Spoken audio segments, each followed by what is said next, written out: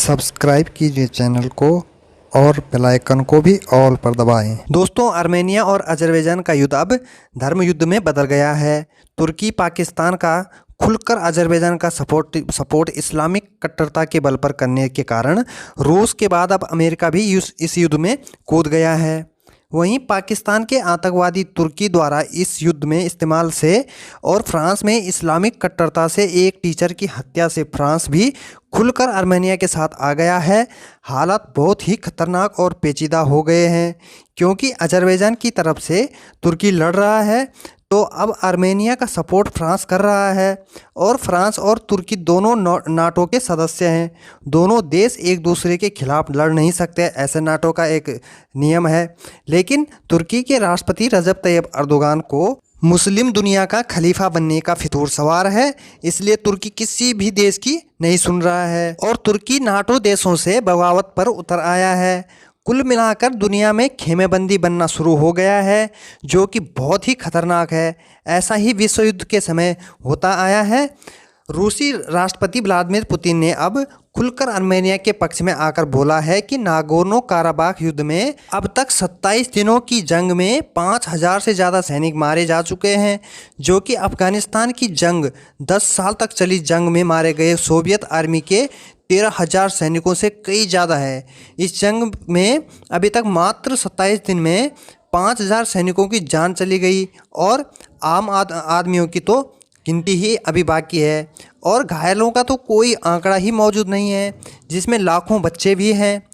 Putin ने साफ कर दिया है दोस्तों कि रूस हर हाल में आर्मेनिया की रक्षा करने वाली संधि का पालन करेंगे, क्योंकि कई दिनों से टर्किश और पाकिस्तानी मीडिया ने भ्रम फैलाया था कि रूस खुलकर आर्मेनिया का साथ नहीं देगा, क्योंकि तुर्की ने रूस से डिफेंस डील करी हुई है और रूस तुर्की जैसे बड़े देश से आर्मेनिया जैसे छोटे देश के लिए रिश्ते खराब नहीं करेगा।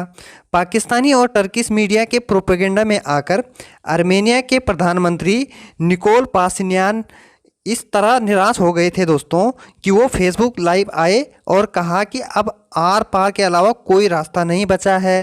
तो वहीं कई दिनों से खामोश बैठे पुतिन जैसे ही बोले तो आर्मेनिया के प्रधानमंत्री ने भी तुरंत बयान दे दिया और अपने नागरिकों से कहा कि युद्ध के अलावा कोई रास्ता नहीं बचा है।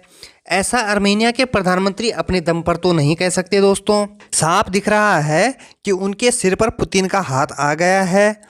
वहीं दूसरी तरफ आर्मेनिया के राष्ट्रपति फ्रांस गए हुए हैं, जहां उन्हें बहुत ही सम्मान मिल रहा है। फ्रांसीसी राष्ट्रपति इमैनुअल मैक्रोन ने खुद आर्मेनिया के राष्ट्रपति का स्वागत रेड कारपेट पर किया। दोनों नेताओं ने लंबी दौर की बातचीत के बाद बयान जारी किया दोस्तों कि अब वाकई नागोर्नो काराबाख के मुद्दे की जड़ से ख़त्म करने का वक्त आ गया है। फ्रांस से आर्मेनिया के राष्ट्रपति ने जमकर तुर्की को लताड़ा और इस्लामिक कट्टरता, इस्लामिक टेररिज्म के लिए जिम्मेदार माना। वहीं अमेरिका के वाशिंगटन में अजरबैजान और आर्मेनिया के विदेश मंत्रियों ने अलग अलग अमेरिकी विदेश मंत्री माइक पोम्पियो से बैठक की। दोस्तों, पूरी दुनिया दो खेमे में बंट चुकी है। एक खेमे में इस्लामिक कट्टरता है तो दूसरी तरफ दुनिया की सबसे बड़ी ताकतें हैं। साफ नज़र आ रहा है दोस्तों, विश्व युद्ध की रणभेरी बजने वाली है। अब भारत को भी खुलकर कट्टरता, जिहाद और आतंकवाद के खिलाफ आर्मेनिया का सपोर्ट करना चाहिए। इस विषय पर आपका क्या कहना है दोस्तों? अपनी राय कमेंट करके बताएं और अगर आपने अभी तक चैनल को सब्सक्राइब नहीं करा है तो प्लीज़ सब्सक्राइब करके बेल आइकन को भी दबाएं और दोस्तों के साथ भी शेयर करें।